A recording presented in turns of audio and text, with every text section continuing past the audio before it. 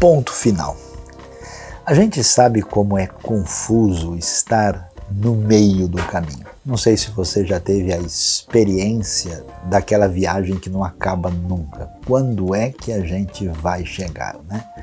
É um negócio difícil, um processo, um caminho de trajetória profissional na escola, um evento especial. A gente sempre quer saber onde é que isso vai chegar. Quando as pessoas se encontram, planejam, né, elas vão se casar, vão abrir uma sociedade, vão fazer um trabalho juntos, onde é que a gente vai chegar? Essa necessidade de direcionamento, essa expectativa teleológica, ela faz parte da nossa realidade. Pouca gente percebe isso, mas o caminho das civilizações, o caminho dos povos se define de maneira aclarada quando a gente enxerga a realidade do ponto de vista que envolve o ponto final. E quando a gente percebe direitinho de onde vem essa ideia, olha que coisa extraordinária, ela vem das Escrituras. Porque o Deus que se revela nas Escrituras se revela como aquele que é o Senhor do tempo. É aquele que transforma a história numa experiência que tem sentido, que tem referência, que preenche a razão de ser da nossa própria existência. Então as coisas têm começo, têm meio e têm ponto final. Por que tudo tem ponto final? Isso mostra que Deus está no controle da história. Porque nós enxergamos o ponto final, significa que existe uma expectativa que nos enche de esperança. Porque tem ponto final, a gente imagina e anseia exatamente onde é que nós vamos chegar. E é curioso porque o ponto final nos leva a pensar sobre as últimas coisas. Quando será a vinda de Cristo? Haverá mesmo uma tribulação? Será que haveremos de sofrer? Quando chegará a nossa redenção? Essas perguntas legítimas, elas são trabalhadas na Bíblia. Mas é impressionante que muita gente, ao pensar no ponto final, entra num caminho de confusão total, mais esperando sofrer pelo mal do que comemorar com o triunfo final. E aí, olhando para a Escritura, a gente vê gente, por exemplo, tentando entrar por um caminho de adivinhação. Isso não pode ser feito, ponto final.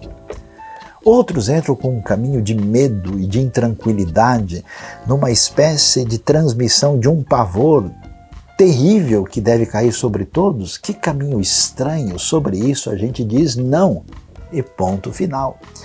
Outros entram por uma espécie de expectativa de quem parece querer tomar o lugar de Deus para definir detalhes do futuro e quase que num caminho de adivinhação, entrando por uma senda, uma trajetória a qual dizemos não e ponto final. Porque, na verdade, a palavra bíblica sobre a escatologia e o desfecho da história é uma palavra de consolo, uma palavra de esperança, uma palavra de vitória, uma palavra da absoluta vitória do reino de Deus no seu grande momento de amplitude total, quando eu, você e aqueles que estão em sintonia com o Cordeiro vamos celebrar o ponto final.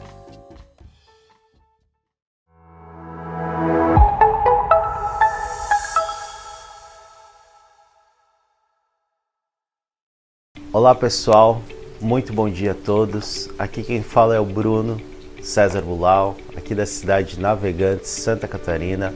E eu queria convidar você a estar participando da celebração, um momento especial para estarmos adorando, louvando a Deus e refletindo na sua palavra. Também eu gostaria de compartilhar como anda a congregação IBN aqui em Navegantes. Nós temos uma grande alegria para estar compartilhando com os irmãos, além de todo o processo que o Senhor tem permitido aqui para nós de crescimento, de pessoas vindo conhecer a IBN.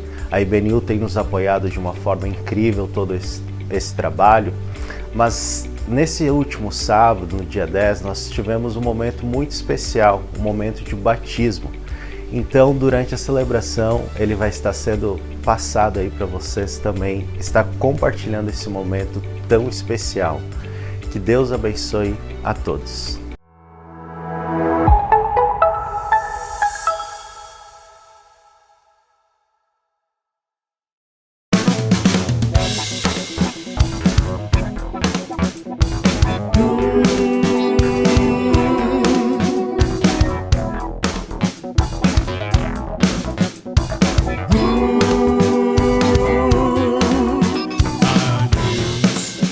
Demos glória com grande fervor, seu Filho bendito por nós todos deu. A graça concede a qualquer pecador, abrindo-lhe a porta de entrada no céu. Exultai, exultai, vinde todos louvar a Jesus Salvador, a Jesus Redentor. A Deus demos glória, porquanto do céu seu Filho bendito por nós todos deu.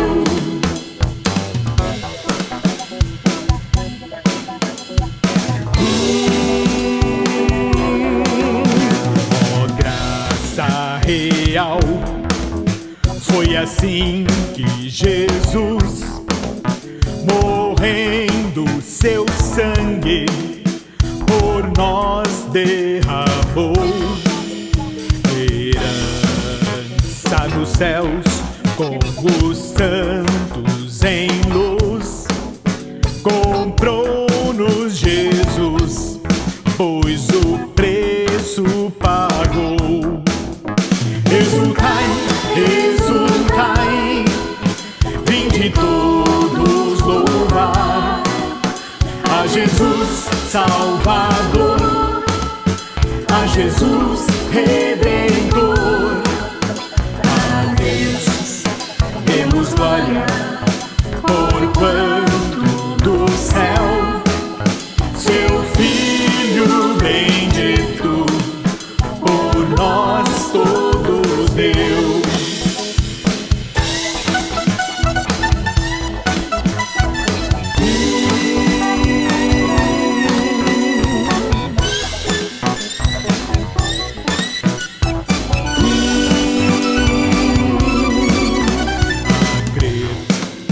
Nos convida tal prova de amor, dos merecimentos do Filho de Deus. E quem, pois confia em Jesus Salvador, vai vê-lo exaltado na glória dos céus. Exultai, exultai, vinde todos louvar a Jesus Salvador, a Jesus Redentor. A Deus demos glória, porquanto do céu seu Filho bendito por nós todos deu. Seu Filho bendito por nós todos deu.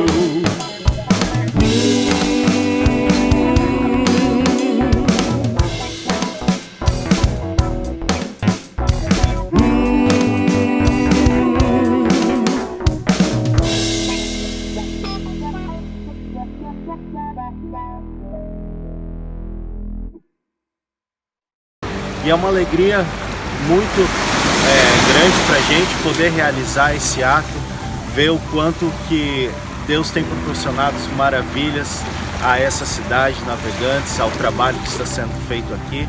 E com alegria nós vamos estar realizando o batismo do irmão Hilário nessa manhã, tá certo? O irmão Hilário também vai dar uma palavra de gratidão. Agradeço a Deus, primeiramente, por Ele ter se revelado a mim. Agradeço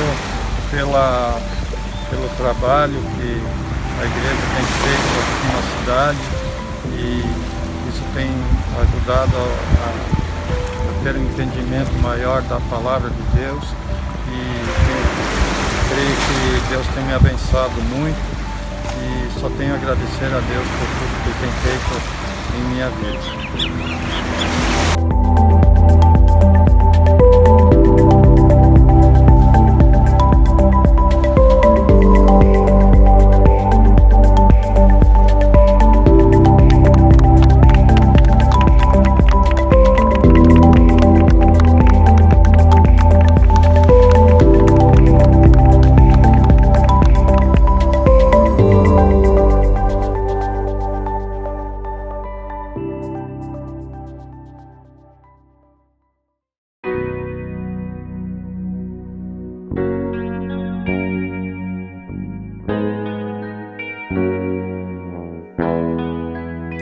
Ressurgiu e a morte venceu.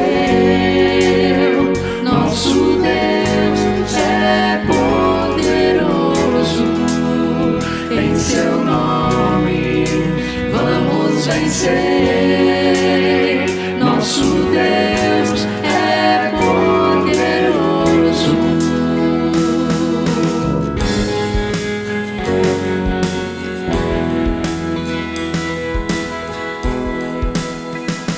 Poderoso, nunca falhará.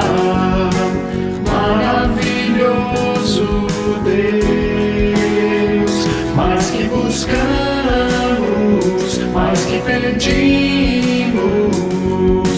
grandes coisas faz. Ressurgiu e a morte venceu. Nosso Deus é poderoso. Em seu nome vamos vencer. Nosso Deus é poderoso.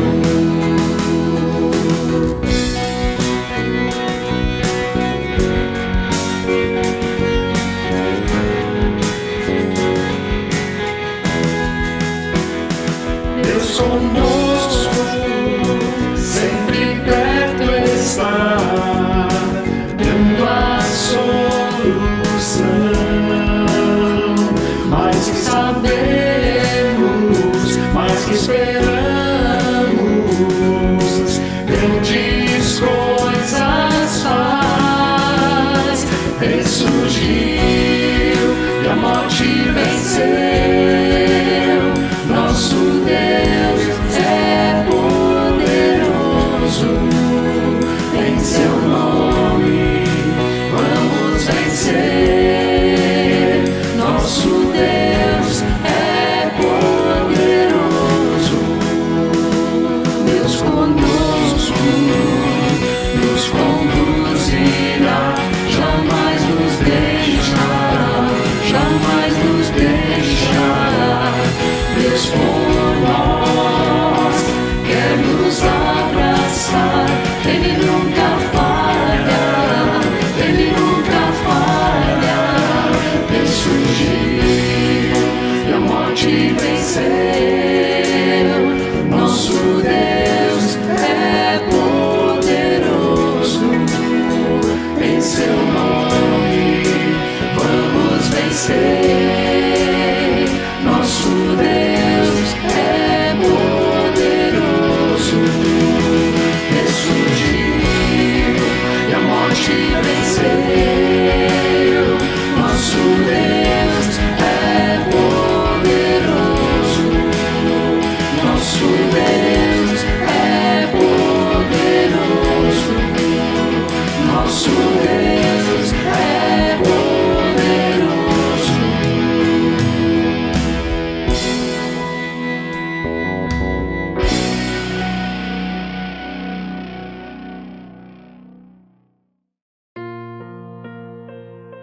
Olá, meus irmãos da nossa amada IBNU. É com alegria estar reunidos com os irmãos neste dia e um privilégio muito grande poder buscar a presença do Senhor junto com os irmãos.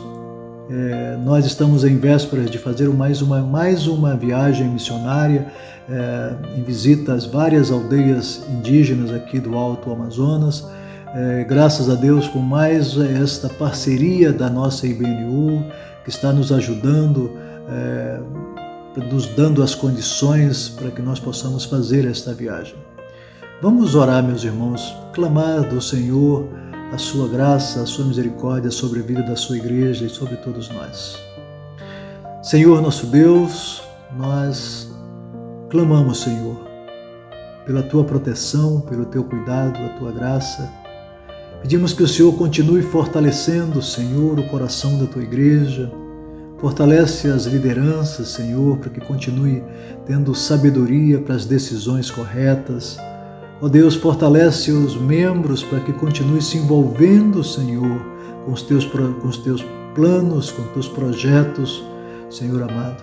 Ó Deus, nos fortalece também nesta viagem que faremos ali para aqueles lugares longínquos ali, Senhor, das aldeias, dos povos Ticuna, Cocama e demais povos indígenas ali da região, Senhor. Ó Deus, te agradecemos pelo teu cuidado, te agradecemos, Senhor, por tudo aquilo que o Senhor tem feito na vida da tua igreja. E isso, Senhor, nós te agradecemos em nome do Senhor Jesus Cristo. Amém.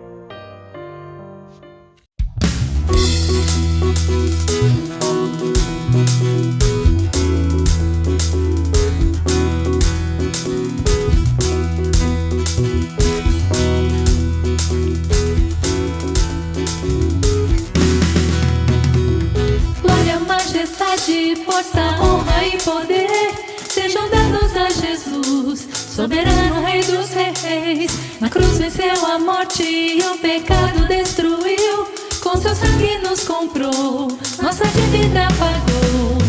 Glória, majestade, força, honra e poder sejam dados a Jesus, soberano Rei dos Reis. Na cruz venceu a morte e o pecado destruiu, com seu sangue nos comprou, nossa dívida pagou. Aleluia, Hosana, glórias ao Cordeiro.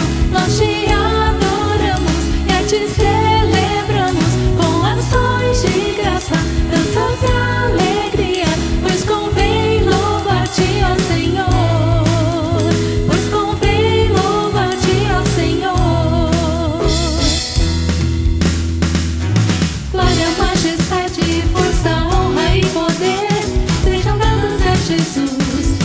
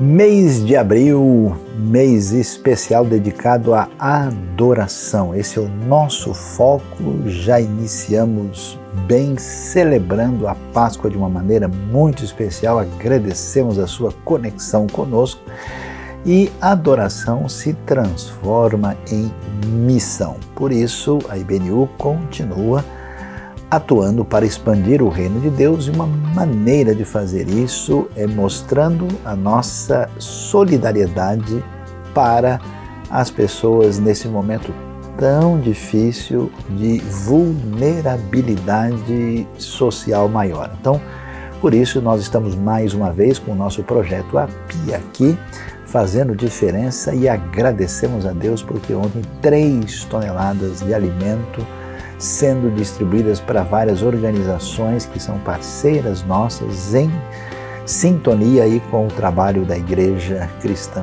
Washington, e agradecemos a Deus pela sua participação, e esteja junto com a gente, não só aprendendo, sendo edificado, mas também sendo canal de bênção no reino de Deus, especialmente na vida de quem sofre muito. E eu quero fazer um pedido de oração muito especial. Nossos queridos de Moçambique estão falando de um momento muito difícil pelos conflitos que acontecem no norte do país. Então eu peço que você ore especialmente por esse momento difícil. Recebemos informações, imagens, e que estão até mesmo na mídia internacional, do momento terrível que temos lá em Moçambique. Fique em oração e ajude-nos a ajudar os nossos irmãos africanos neste momento muito difícil.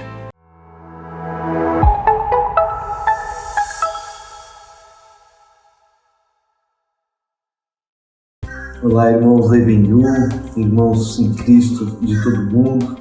Nós estamos aqui para agradecer pelo início da IBNU Flórida, que teve sua primeira celebração aí no último domingo de Páscoa.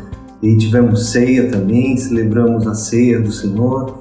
E queremos agradecer também a todos aí no Brasil, IBNU Brasil, que todos têm nos apoiado e incentivado no início desse ministério. E a gente está muito feliz, de poder estar desenvolvendo isso para o Senhor e para o reino dele. E queremos colocar diante de Deus nosso agradecimento, mas também colocar um pedido de oração para todos os irmãos, para que a gente possa ser uma luz, aqui em Orlando, aqui na Flórida, para poder alcançar pessoas, falar do Evangelho e fazer a diferença. E então temos aí não só uma missão local, mas uma missão mundial. Todos os irmãos estão convidados não só a orar, mas também participar, dos todos os eventos, que a gente vai ter aí online. E quem estiver aqui por perto, está convidado aí todos os domingos, 11 da manhã, aqui em Orlando. Então, até lá. A IBNU agradece a todos que têm contribuído, que têm participado do Ministério IBNU, das ações missionárias da IBNU, na distribuição de alimentos para as famílias carentes, nos projetos humanitários dentro e fora do país, e das ações missionárias em geral. Então, nesse momento, todos são convidados a participarem, a entregarem os seus dízimos e ofertas. E nesse momento nós vamos orar, agradecendo a Deus pelas ações e por este momento tão especial. Senhor nosso Deus, nós te agradecemos, ó Deus, por este momento da entrega dos dízimos e ofertas, esse momento tão importante, Pai, no nosso culto.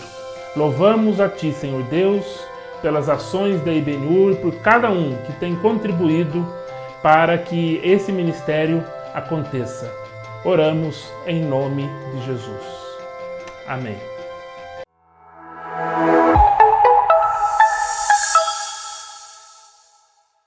Deus seja louvado neste novo dia, e estamos gratos a Deus pelas bênçãos, por todas as coisas boas que Ele tem nos dado. E eu convido você agora em sintonia, gente de todo o Brasil e de vários lugares do mundo aqui reunidos nessa sintonia para agradecer a Deus, para apresentar o nosso coração e para entender da sua revelação, da sua palavra para nós.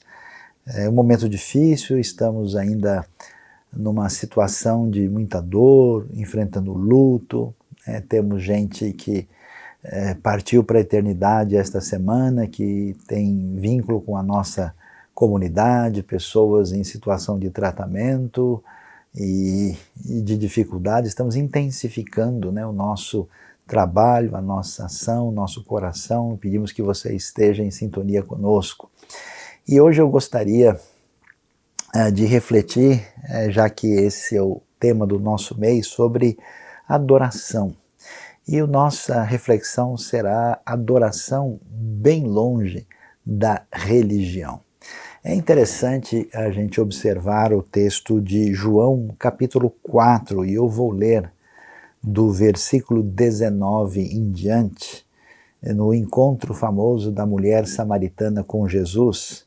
E o texto diz o seguinte: disse a mulher: Senhor, vejo que é profeta. Nossos antepassados adoraram neste monte, mas vocês, judeus, dizem que Jerusalém é o lugar onde se deve adorar. Jesus declarou: creia em mim, mulher, está próxima a hora em que vocês não adorarão o Pai nem neste monte, nem em Jerusalém. Vocês, samaritanos, adoram o que não conhecem. Nós adoramos o que conhecemos, pois a salvação vem dos judeus. No entanto, está chegando a hora, e de fato já chegou, em que os verdadeiros adoradores adorarão o Pai em espírito e em verdade. São estes os adoradores que o Pai procura. Deus é espírito e é necessário que os seus adoradores o adorem em espírito e em verdade. Disse a mulher: eu sei que o Messias, chamado Cristo, está para vir. Quando ele vier, explicará tudo para nós. Então Jesus declarou: eu sou o Messias, eu que estou falando com você. O tema da adoração certamente é um dos temas mais importantes e valiosos na Bíblia. E é curioso porque quando a gente pensa em adoração, nós vamos pensar em culto, vamos pensar em liturgia, vamos imaginar templo, santuário, uma série de elementos. E é curioso que um dos textos mais emblemáticos do Novo Testamento é exatamente o texto de Jesus conversando com a mulher samaritana sobre, a gente pode assim dizer, um enfoque mais aprimorado a respeito de uma teologia da adoração. E é estranho porque Jesus não está num dia sagrado, ele não está num espaço sagrado, ele está num ambiente, inclusive, visto como bastante impuro, e ele está conversando com uma pessoa que nada tem a ver com qualquer coisa que venha evocar qualquer elemento litúrgico. Por isso, é muito interessante a gente tentar, de fato, entender o que se entende por adoração, o que a gente pensa quando nós estamos falando sobre a questão de cultuar e o que acontece aqui e por que, num certo sentido, corretamente, a adoração passa longe da religião. Quando a gente pensa naquilo que a Bíblia nos apresenta a respeito de uma teologia do culto e da adoração, a gente tem uma série de elementos assim que chama a nossa atenção. Podemos assim lembrar, de que o foco mais nítido no início da trajetória da Bíblia a respeito do assunto aparece no tabernáculo, livro de Êxodo, do capítulo 25 até o 40. Lá você vê um desdobramento do fato de que Deus se fez presente na história de Israel para resgatar, para redimir, para libertar esse povo e passa a ter aliança com o povo, a viver no meio deles. E então, a maneira como aquilo que tem a ver com essa presença divina, ela é reconhecida e os israelitas devem, digamos assim, aprender a como agir, a se comportar diante do fato de que Deus está no meio deles. E é nesse ambiente, quando se fala da grandiosidade, quando se fala da santidade, quando se fala do poder, quando se fala da bondade divina, é que se estabelece aí o tabernáculo com toda a descrição do culto, que inclusive prossegue, né, pelo livro de Levítico, com a instituição do sacerdócio, e que tem muito a nos ensinar. E é bastante assim interessante a gente observar isso, e a gente já começa a entender um pouquinho a respeito da questão do que está envolvido na adoração, é que a adoração, na verdade, está relacionada com a reação que o ser humano deve ter diante daquilo que Deus é ou daquilo que Deus faz, como é que Deus se manifesta a nós. Num certo sentido, todas as culturas do mundo têm algum tipo de manifestação na direção do sagrado. Mas nas Escrituras, o foco de como é que a gente se volta para Deus, no sentido de reconhecer quem Ele é, está relacionado com o conhecimento de Deus. Isso é muito interessante porque é muito comum, muitas pessoas quando pensam sobre o assunto de adoração, entendem algo como profundamente voltado apenas, né, para uma expressão emocional ou uma expressão simplesmente ligada a cânticos, né, sem entender o elemento mais aprofundado que está presente nesse pensamento bíblico a respeito de que adorar tem a ver com o que nós somos, ou como é que nós nos tornamos diante do fato de quem Deus é e como Deus age. Então, como Deus agiu e se revela a Israel, a reação a essa revelação, ela se descreve como adoração, é esse reconhecimento. Por isso que a adoração envolve cânticos, a adoração envolve a pessoa se prostrar e ajoelhar, a adoração envolvia sacrifício, a adoração envolvia certas atitudes concretas nesse reconhecimento, e para que isso ficasse didaticamente muito claro e muito nítido, isso se revestiu, né, de toda essa teologia espacial, né, que se reveste de tempo e espaço no Êxodo, no Levítico, e tem muito a nos ensinar, né? É interessante que esse povo que conhece a Deus vai ter a sua trajetória, né, dirigidos por Deus. O povo de Israel entra na Terra Prometida e a gente tem um caminho na direção de uma ampliação nessa história da adoração. E essa ampliação vai ter um tabernáculo móvel que vai se estabelecer na terra, né, principalmente em Siló, né, passou por outros lugares, mas Siló é o lugar de maior destaque, até que, de fato, como a gente sabe, Salomão, o filho de Davi, o terceiro rei de Israel na monarquia unida, no ano 966, vai edificar o templo do Senhor. E nós temos esse tabernáculo, né, que ele é o paralelo das tendas, agora, né, se tornando um templo, quando o povo está na terra e já não vive mais em tendas, mas cada um na sua casa.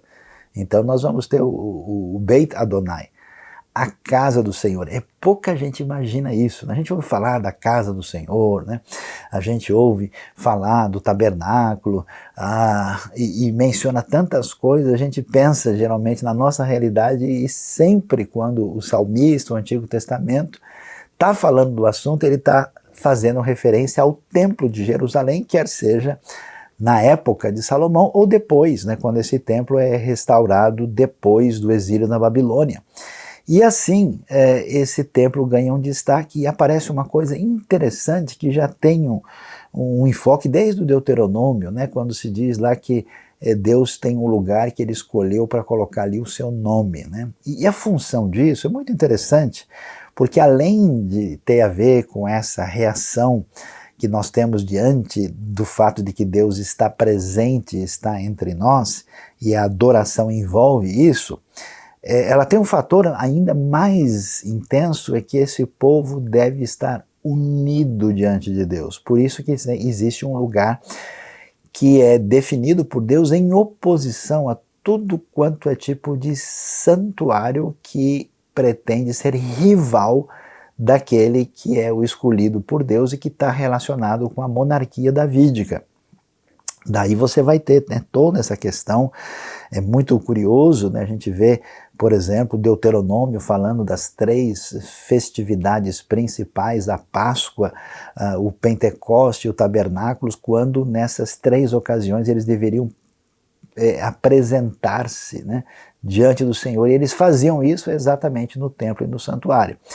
E aí o que acontece? É interessante que toda essa lição concreta da parte de Deus, que dentro daquela sociedade, né, nômade pastoril, que se tornou uma sociedade agrícola e depois estabelecida nas cidades maiores, ela tinha o objetivo de ensinar uma série de coisas, mas com o tempo é curioso como essa didática divina foi invertida, e aí nós temos um caminho, digamos assim, problemático de adoração, que acaba virando uma mera espécie de religião.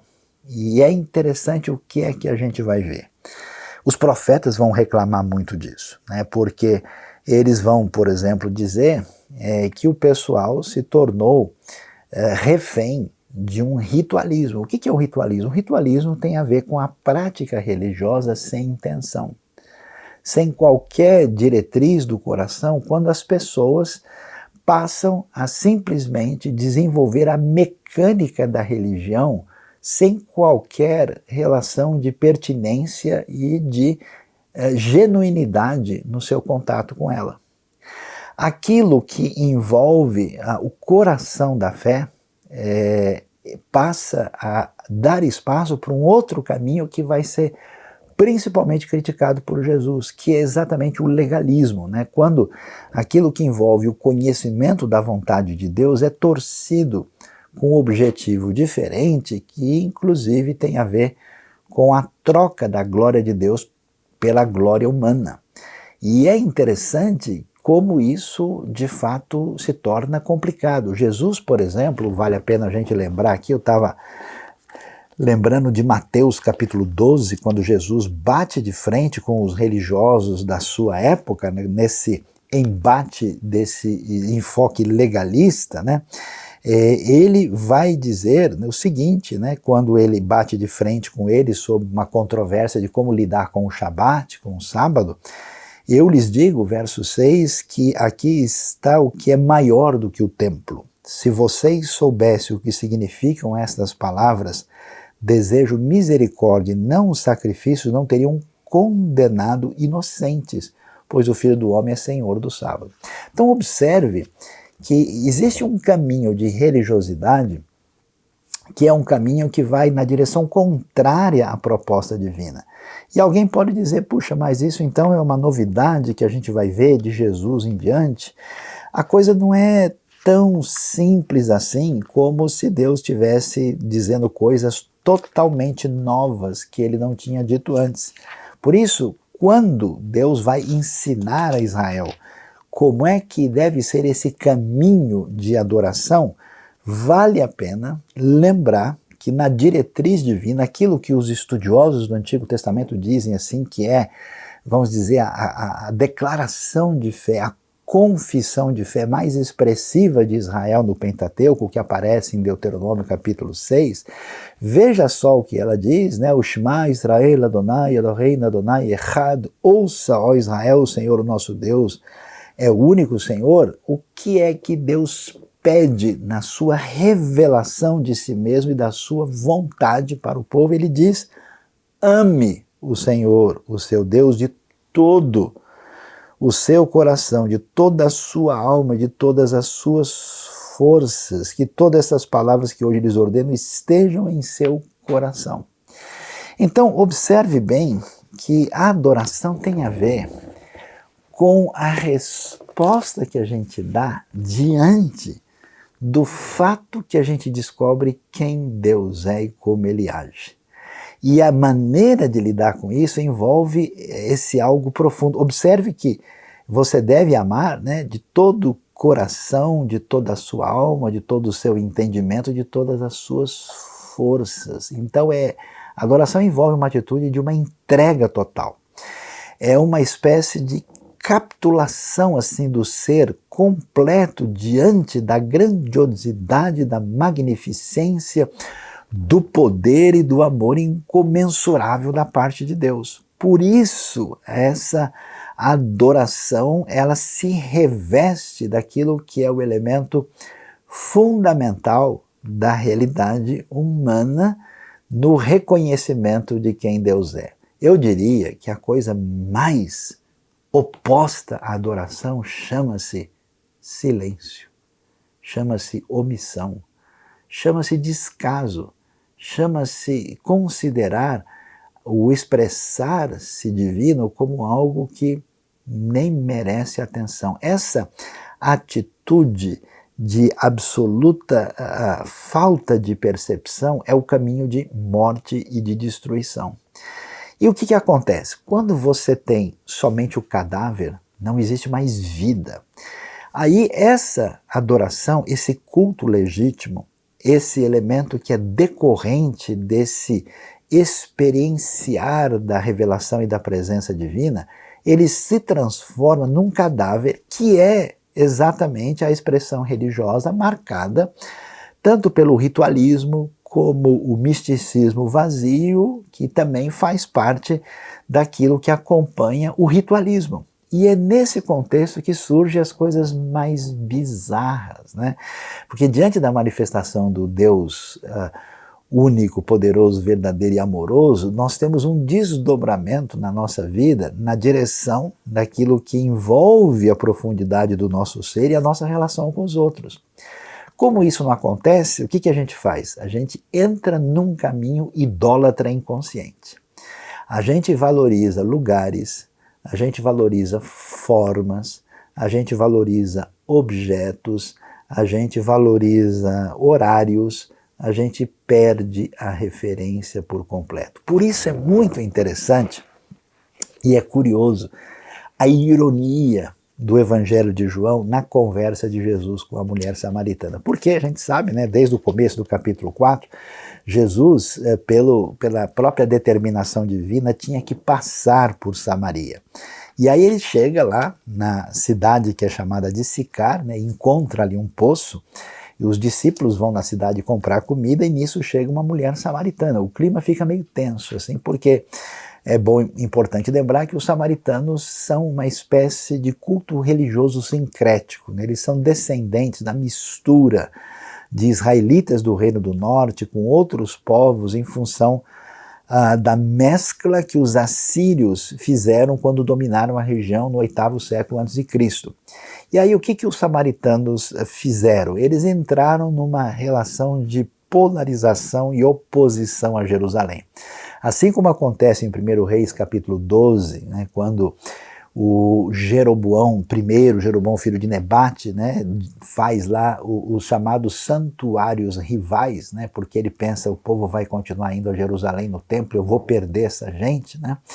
Você vê que a adoração vai embora, né, a religião vira instrumento de poder, e ele faz isso da mesma maneira também. Em Samaria surge um culto, vamos assim dizer, mais tarde, que vai ser um culto que entra em competição, né, com Jerusalém. Eles acabam fazendo modificações, eles têm uma teologia que vai rejeitar o que Deus faz por meio da aliança com Davi, o que acontece depois. Eles aceitam o Pentateuco, talvez um pouquinho mais do que isso, e eles então definem uma rivalidade, e uma rivalidade curiosa, onde eles imaginavam o seguinte: Deus quer dizer para a gente onde é o lugar certo de fazer o culto. E como Deus está nas alturas, como Deus está nos céus elevados, o lugar preferido para a gente fazer um bom culto é na montanha. Já imaginou isso, né? Todo mundo que mora perto da beira da praia está perdido, né? Ninguém pode fazer um culto direito. Deus gosta de alpinistas, santos alpinistas celestiais, né? Então, nessa teologia montanhosa, eles dizem, não, o monte Sião, o monte do templo, o monte Moriá, o monte de Jerusalém, não está com essa bola toda. Você vê essa discussão na Bíblia, tem até os montes de Edom, por exemplo, quando você lê o final de Obadias, né? Você tem esse elemento, eles dizem, não, o monte que interessa é o monte Gerizim. A nossa montanha é melhor do que a montanha dos judeus. E aí é que a gente vai ver esse caminho curioso onde o lugar se torna importante, o lugar se torna especialmente sagrado, os rituais e as peculiaridades do grupo são elevadas a um nível superior em relação a qualquer coisa, e é interessante que a partir dessas referências que passam por ritualismo, que passam por legalismo e tantas vezes por misticismo, a gente cria um caminho de oposição, de ódio, de afastamento e distanciamento dos diferentes. Por isso que um dos grandes problemas que a gente enfrenta na cristandade no mundo todo está relacionado exatamente com essas questões. As coisas que nos dividem, elas são interpretações de como é que a gente vê a validade e o poder da água do batismo e que tipo de ceia a gente tem, de que jeito que Cristo está presente aqui. É curioso como o processo é semelhante, é muito parecido, né? Que é uma fragmentação da fé em função de coisas secundárias e irrelevantes. O interessante nesse texto é que Jesus vai discutir a essência do assunto conversando com a pessoa que menos poderia nos ajudar em fazer uma avaliação teológica da adoração. Uma mulher que não representa pessoas que a gente imagina que teria muito a nos oferecer sobre esse assunto. Uma mulher samaritana desse grupo sectário que tem uma relação de repúdio, de repulsa e até mesmo de ódio mútuo com o judaísmo da época, e uma pessoa com a vida toda detonada, toda prejudicada. Ela teve os seus relacionamentos desfeitos, Jesus vai dizer para ela, olha, eu sei que você já viveu com 5 maridos e agora aquele com quem você vive nem marido não é.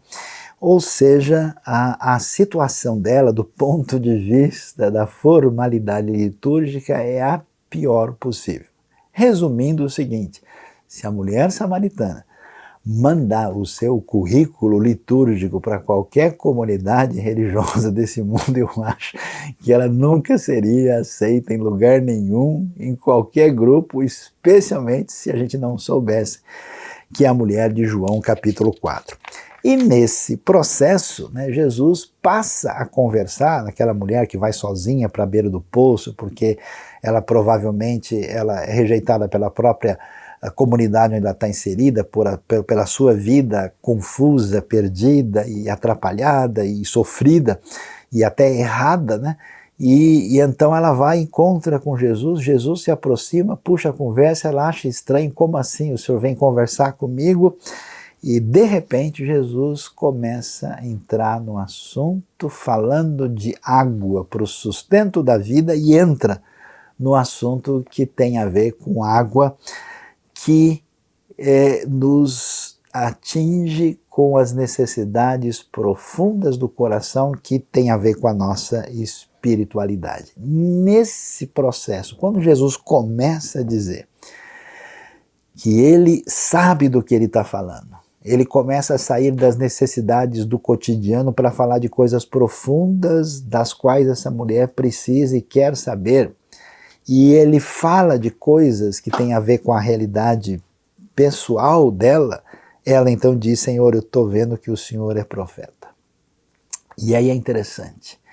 Ela faz uma pergunta curiosa que tem a ver com adoração.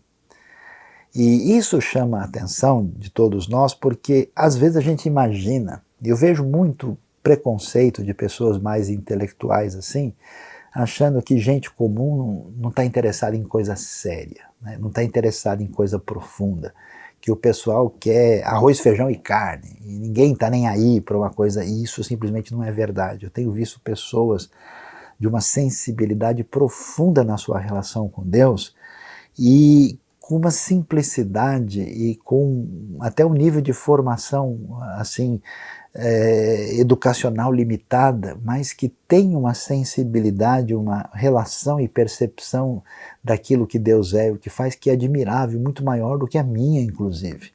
E eu acho tão interessante o que a gente encontra aqui, é que essa mulher diz: Senhor, eu tenho uma pergunta para fazer. Eu estou vendo que o pessoal está discutindo como é que é o culto certo.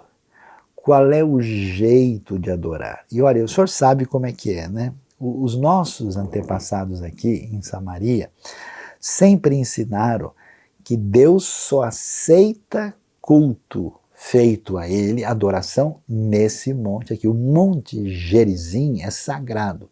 Esse é o Monte de Samaria. Mas vocês, judeus, claro, ela está conversando com Jesus, dizem que Jerusalém é o lugar certo onde se deve adorar. Então eu preciso saber como é que a gente deve adorar, que tipo de adoração Deus aceita. Então a gente começa a perceber aqui que a adoração está ligado com conhecimento. A adoração está ligado com revelação. Quando você tem pessoas numa reunião, assim, vamos dizer, extravasando a sua emocionalidade, extravasando a sua expressão, às vezes, litúrgica, e essas pessoas não têm perguntas, essas pessoas não têm intenção, essas pessoas, eu fico triste em quantos ambientes eu andei, quando eu vi pessoas envolvidas com o que o pessoal estava dizendo que é um determinado grupo de adoração, e muitas dessas pessoas nunca deram um sinal de terem qualquer interesse, de fato, no conhecimento de Deus e de estarem ligados. Você percebe que os Salmos, sintonizado com o que a gente viu em Deuteronômio 6, ele fala, né, de uma adoração que envolve amar a Deus com toda a nossa alma, né, com toda a nossa força, com todo, quer dizer, é completo, isso passa pela emoção. Por isso é assustador ver gente que, e dizem que estudou e conheceu sobre Deus, que é uma pessoa que não mostra nenhum coração, nenhum reagir, né? Essa mesma pessoa diante de outros elementos, ela tem uma emocionalidade exuberante. E pessoas que simplesmente parece que num processo automático não estão ali. Essa mulher, ela é séria, ela é sincera. Senhor, eu preciso saber, me diz, qual é o culto certo? Onde é que eu estou fazendo? E Jesus então começa a falar: olha mulher, creia em mim. E aqui o crer não está falando daquele crer de você colocar a fé para receber Cristo na vida, nesse momento, não. A ideia de Jesus está dizendo: olha, pode colocar confiança no que eu vou falar agora, mulher. Está próxima a hora. E por que está próxima a hora? Porque Jesus está se revelando. Jesus está sendo a revelação plena e completa de Deus para que nós tenhamos esse caminho de conhecimento maior sobre Deus. E o segundo elemento que envolve adoração, que tem a ver com comunhão e intimidade relacional com Deus. Então ele está dizendo o seguinte: olha, está chegando, está próxima a hora em que, é muito bonito, né? Vocês adorarão, Jesus usa a palavra o Pai, né? Veja que ele não usa Senhor, nem fala do soberano, né? Ele usa a linguagem relacional. Vocês adorarão o Pai, né? E diz, ó, não é nem nesse monte, nem é em Jerusalém. E aí Jesus começa a dizer, olha, mesmo que Deus tenha ensinado coisas tão importantes por meio da expressão concreta da sua presença, que tinha o objetivo de nos elevar a Ele, isso não é suficiente para mostrar para nós quem Deus é. Ou seja, é curioso, né, que, por exemplo, Deus manda Moisés fazer uma serpente de bronze, que era um instrumento para o pessoal olhar e ser curado. Depois ela se torna um ídolo. Isso que é interessante, a gente observar que as coisas mais especiais da fé podem se transformar num elemento negativo e mal utilizado. Então, aquilo que era caminho de bênção, na trajetória litúrgica de Israel se torna um motivo de tropeço. Por exemplo, Jeremias fala que o julgamento de Deus vai cair, o templo vai cair. E vai ser motivo da disciplina divina. O que o pessoal responde? Templo do Senhor, templo do Senhor. Jeremias diz, pare de ficar falando o templo do Senhor. A gente vai ver Miqueias, bravo com o pessoal, no capítulo 6. Aliás, o texto de Mateus 12 cita Miqueias 6. E o que Miqueias vai dizer? Ele vai dizer para eles o seguinte, vocês acham mesmo que Deus está interessado em 10.000 ribeiros de azeite? Que Deus está interessado em milhares de carneiros? Que Deus está interessado apenas numa expressão concreta, vazia da parte de vocês? Vocês acham que isso pode substituir a adoração? Então, nesse momento, Jesus diz, olha, Deus não está interessado nem em templo. Jesus vai dizer, eu sou maior do que o templo. Deus não está interessado em lugar. Esse não é o elemento importante. E Jesus vai ser sincero, vocês samaritanos estão numa situação de desvantagem porque vocês adoram o que não conhecem. Jesus vai deixar claro que o conhecimento, a maneira como eles tinham entendido a revelação divina, tinha sido prejudicada por esse caminho de sincretismo e afastamento daquilo que a palavra de Deus dizia na sua totalidade. E Jesus confronta e diz para ela, nós adoramos o que conhecemos, porque sim, os judeus tinham a palavra de Deus completa, a revelação, por isso que não existe adoração sem conhecimento, sem resposta ao que Deus revelou, pois a salvação vem dos judeus, a salvação vem através do que Deus fez na história do povo de Israel, dos judeus, as pessoas gostando ou não gostando. Seu Salvador continua sendo judeu, sua Bíblia tem origem no povo de Israel, e isso é nítido o caminho que Deus usou, não porque fossem mais especiais do que ninguém, mas porque no seu agir soberano, assim Deus usou na história, e ele deixa claro para a mulher samaritana que seria uma pessoa que não gostaria de ouvir isso. E Jesus prossegue e diz, no entanto, está chegando a hora. É interessante isso, porque você sabe que no templo tem sacrifício tem horários, né? As religiões são muito definidas por o horário certo de fazer tal coisa, né? E Jesus entra, né, nesse momento de hora tentando dizer que esse caminho da hora está indo numa outra direção, porque a hora está chegando e de fato já chegou, em que os verdadeiros adoradores adorarão o Pai em espírito e em verdade. E aqui a frase é muito especial, porque os estudiosos do texto de João até discutem se adorar em espírito pode ser espírito com letra maiúscula. Algumas traduções da Bíblia entendem que sim, que a adoração verdadeira, já que essa preposição em espírito pode significar no espírito ou pelo espírito, dizendo o seguinte, olha, a adoração verdadeira é aquela que acontece em função da ação do Espírito Santo na vida da pessoa. Mas é possível que, como aqui a partículazinha em está ligada ao Espírito em verdade, é possível que não seja essa a intenção do texto. O que Jesus está querendo dizer é que essa adoração verdadeira tem a ver com um elemento que é nitidamente espiritual, e que sim, tem origem na ação daquilo que o Espírito de Deus faz no nosso espírito.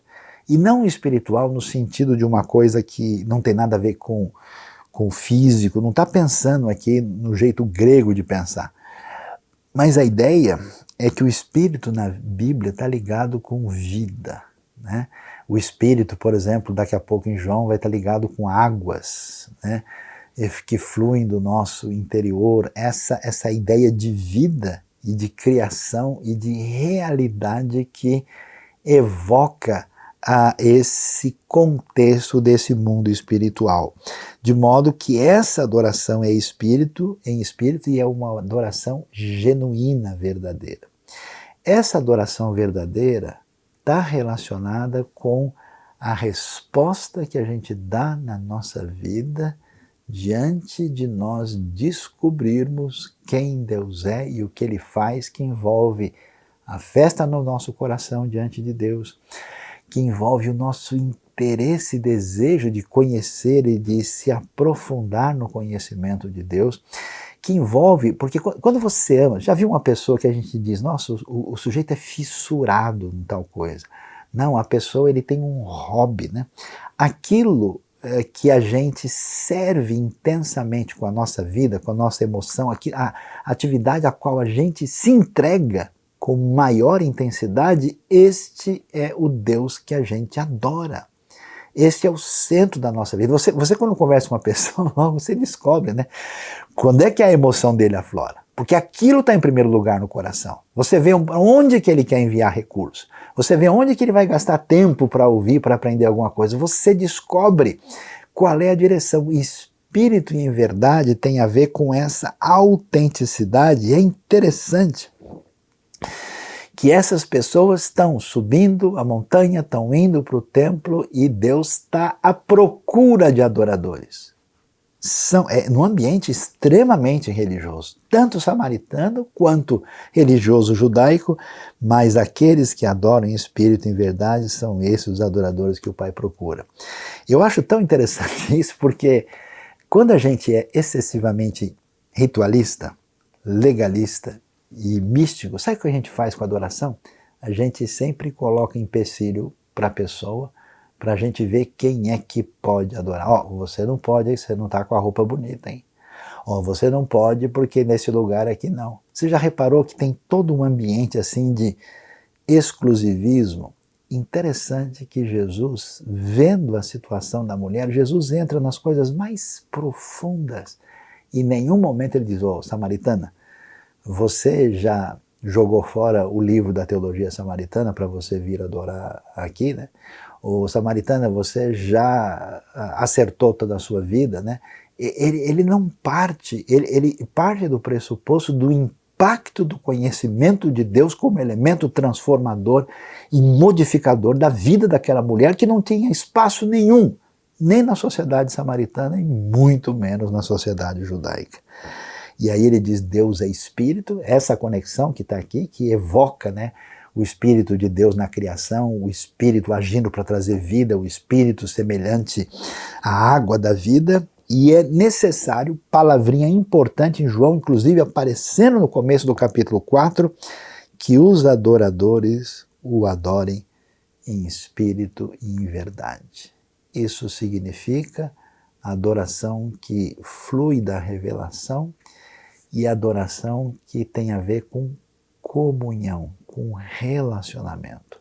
O teste para a gente está em que medida a nossa relação com Deus nos leva a colocar o Senhor como aquele que é o mais importante da nossa vida, que mexe com a gente. Se o nosso time de futebol, se o nosso dinheiro, se a nossa posição social, se o nosso destaque, se algum hobby, se qualquer atividade nossa, no fundo, mexe mais com a gente está longe de um comportamento de adorar em espírito e verdade.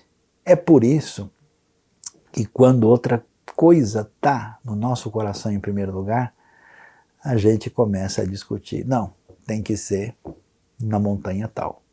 Não, tem que ser na hora tal. Tem que ser com a camisa tal. Tem que ser virado para a direita. Tem que cantar a meia voz. Tem que cantar de costa. Tem que ser com a letra com esse tipo de linguagem. Porque tudo que é secundário ganha destaque quando Deus perde a sua prioridade. Jesus entra nisso e eu acho espetacular, porque diante disso, o que aparece na mulher com a teologia da adoração? O desejo de um conhecimento que tem a ver com intimidade e tomada de postura diante da vida. E ela diz, eu sei que o Messias chamado Cristo está para vir. É interessante isso, porque até os estudiosos discutem como é que ela vai falar sobre o Messias se os samaritanos não acreditam em Messias. Messias é descendente de Davi. Messias tem a ver com uma profecia ligada a Judá que nunca foi interesse para os samaritanos. Alguns até dizem, não, a mulher está falando isso para fazer uma média assim, com Jesus, né? Não, ela tá abrindo o seu caminho de preconceito para conversar com Jesus, já que ela está ouvindo coisas que ela nunca imaginou. Ela imaginava que Jesus, como judeu, falava, não, mulher, larga essa montanha aí, vamos lá para a montanha de Jerusalém, senão a maldição vai cair sobre a sua vida. E ela não ouve nada disso. E eles, na verdade, tinham uma espécie de Messias paralelo, que eles chamavam de Taheb, né, que seria uma espécie daquele que vai trazer restauração no futuro, né, e que seria uma coisa semelhante, mas acho que nessa condescendência, nessa abertura para a conversa, com o diálogo que Jesus ela fala, né, e ela diz então, quando ele vier, explicará tudo para nós. Explicar significa trazer o entendimento e a revelação necessária da parte de Deus para que a gente possa viver adequadamente a vida. E aí Jesus diz o quê? Oh, que coisa bonita, oh, que coisa especial. Eu sou o Messias, eu que estou falando com você. Jesus então se revela plenamente como aquele que é o enviado de Deus, como aquele que é o rei esperado, como é aquele que vai trazer restauração. E essa mulher ouve a mensagem plena agora do Evangelho para crer em Cristo Jesus. E é curioso a sabedoria do texto, porque os discípulos chegam, né? E os discípulos foram comprar comida e vê Jesus conversando com a mulher e eles dizem, o que deu no mestre, né? Olha como é curioso. Você já reparou que as coisas mais especiais de adoração na sua vida passam diante de cenários que ninguém pode entender? A mulher está lá e eles falam, era para Jesus estar em oração aqui, né? Era Jesus, devia estar dando as costas para Samaria e olhando para Jerusalém e fazendo uma oração bem bonita em hebraico. Ele está conversando com essa mulher estranha. Aliás, o que essa mulher está fazendo aqui essa hora, né? Que coisa estranha é essa, né? E é interessante. E aí a gente vai ver. Só é possível verdadeira adoração que se afasta da religião, perdida no seu legalismo, no seu ritualismo, no seu misticismo, nesse desvirtuar das coisas. Quando a gente recebe a revelação, a gente cresce no conhecimento de Deus. Pessoas que não estão crescendo no conhecimento não estão num caminho de adoração. A gente cresce em intimidade, né? Esse amar a Deus se reveste de algo que atinge o fundo do nosso coração, da nossa vida, da nossa alegria, da nossa lágrima, de tudo aquilo que envolve o profundo do nosso ser. E sabe o que acontece? Quando a gente adora, a gente fica meio doido. A gente perde um pouco o juízo. Você vê isso quando o Espírito chega no Pentecoste. A galera estava tão assim tomada que eles falaram, esses caras beberam. Ninguém que adora fica normal. Então, quando a mulher ouve tudo, ela tinha que ficar sozinha, porque ela tinha medo do preconceito, da discriminação. Agora ela vai na cidade, ela não está nem aí. Ela se libertou totalmente de qualquer coisa que pudesse, vamos dizer, colocar em xeque a sua pessoa, a sua individualidade. Ela desce na cidade e sai falando para todo mundo, venham aqui conhecer alguém que falou tudo a meu respeito. A minha particularidade foi especialmente revelada para que eu recebesse cura, restauração do Messias, de Deus que chegou. E sabe o que acontece com a adoração? Ela se transforma em missão. Todo mundo que conhece, que descobre um negócio legal, né? Até a galera assim, adolescente, quando está ali, né, rodando no Instagram, descobrindo figurinha, quando ele vê um negócio legal, puf, manda para um amigo. Olha que legal isso aí, olha como é engraçado, olha que coisa interessante. Quando a pessoa descobre um negócio, ela quer que todo mundo fique sabendo disso. Verdadeira oração é uma reação à revelação, conhecimento de Deus. Verdadeira adoração envolve essa atitude de comunhão, de intimidade na relação com Deus. Verdadeira adoração sempre se desdobrará na sequência no desejo da missão. Deus abençoe a nossa vida, abençoe o nosso coração, nos ajude a dar a Ele a glória que Ele merece na nossa adoração e nos livre da humana, perversa e idólatra religião.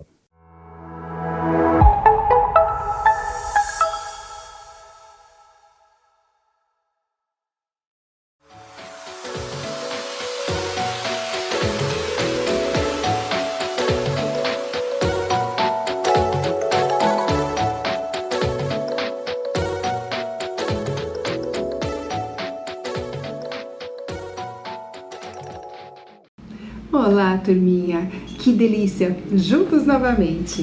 E olha, a partir de hoje nós vamos conversar um pouco sobre adoração. Mas o que é adorar a Deus? Será que é cantar música, fazer alguma coisa diferente, esquisita, ir em algum lugar? Como é que é isso? Bem, adorar a Deus.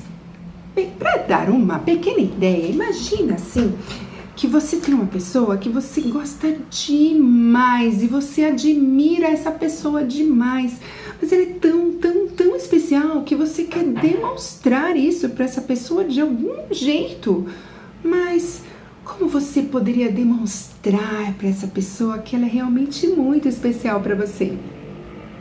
Bem, eu tenho aqui uma pessoa que eu conheço que vai contar para vocês uma coisa e eu acho que vai dar para começar a entender. Fica ligado. Sabe, aqui tem umas vizinhas que diz que gosta tanto de mim, que gosta.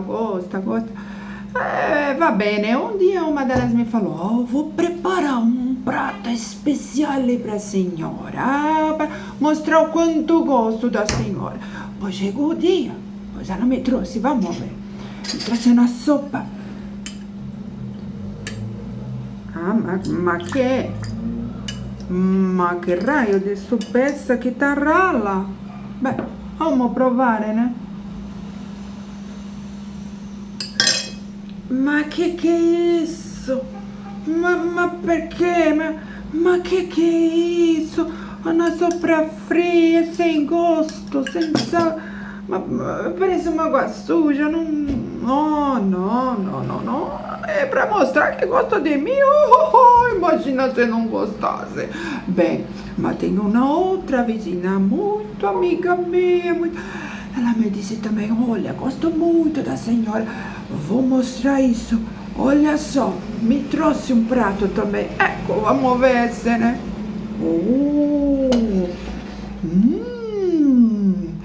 Questo aqui parece muito bom. Vamos ver. Chocolate. Olha, com a cobertura que gosto. Deixa eu ver.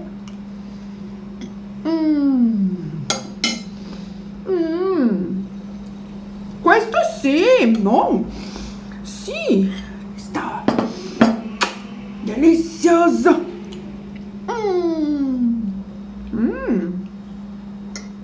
Esta vizinha me conhece, esta gosta de mim, tá mostrando, tá uma delícia. Fez com muito carinho.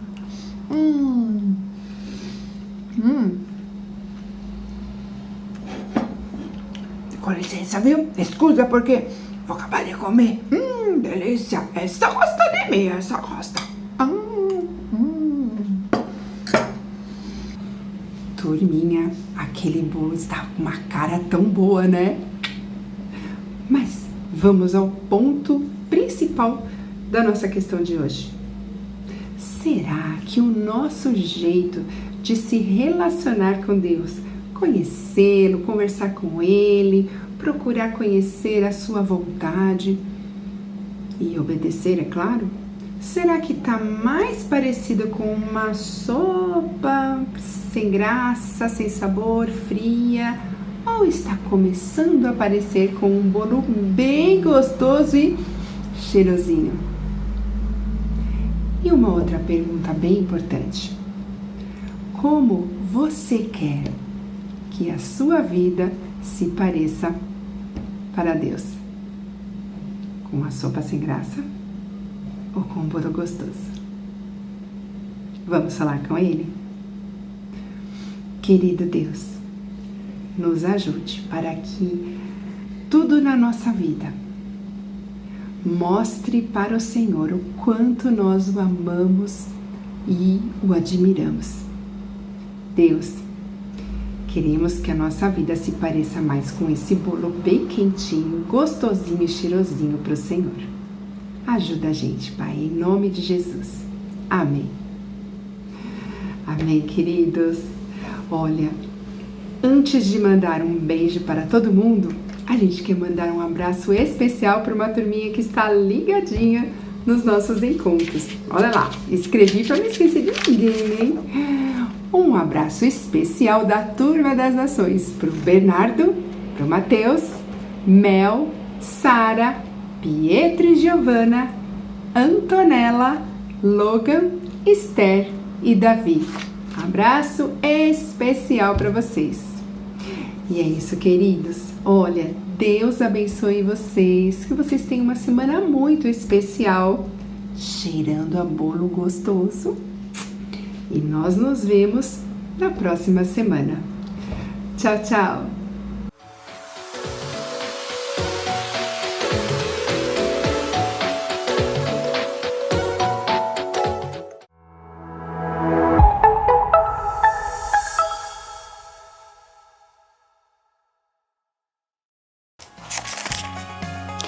Como é importante estudar. Então, a IBNU está aí com o curso de Teologia Missional, que está para lá de especial. Hoje já começou, nós já temos aí encaminhado o curso de Ministério de Jesus e a História da Salvação do Novo Testamento, com os professores de Leã Mello, Luiz Saião e Áquila Nascimento.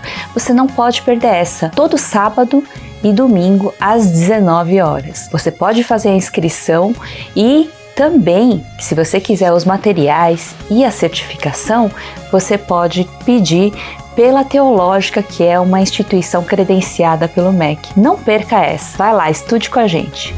E chegamos ao fim de mais uma celebração. Gostaríamos de agradecer a participação de todos vocês e esperamos que vocês tenham sido abençoados pela palavra e pelo louvor. E gostaríamos de convidar a vocês que estão aqui na Ásia ou no Japão a participarem do Grupo Geek. Nós estamos fazendo quinzenalmente aos domingos, às 7 horas da noite, daqui do Japão. Vocês podem nos procurar pela IBNU ou no Instagram, digite a hashtag Geek Japão ou Geek Ásia e entre em contato conosco. Esperamos vocês!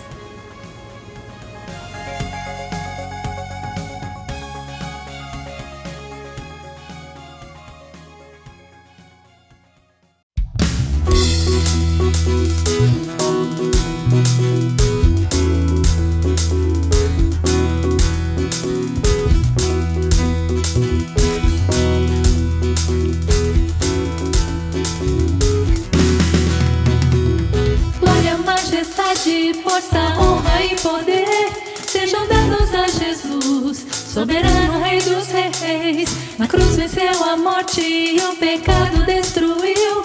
Com seu sangue nos comprou, nossa dívida pagou.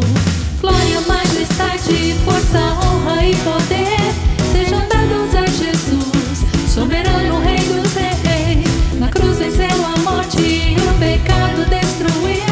Com seu sangue nos comprou, nossa dívida pagou. Aleluia, Hosana, glórias ao Cordeiro.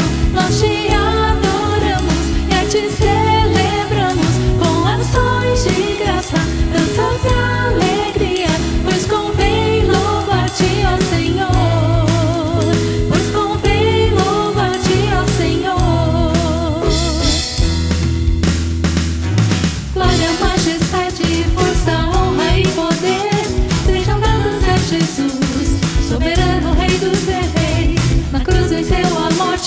o pecado destruiu, com seu sangue nos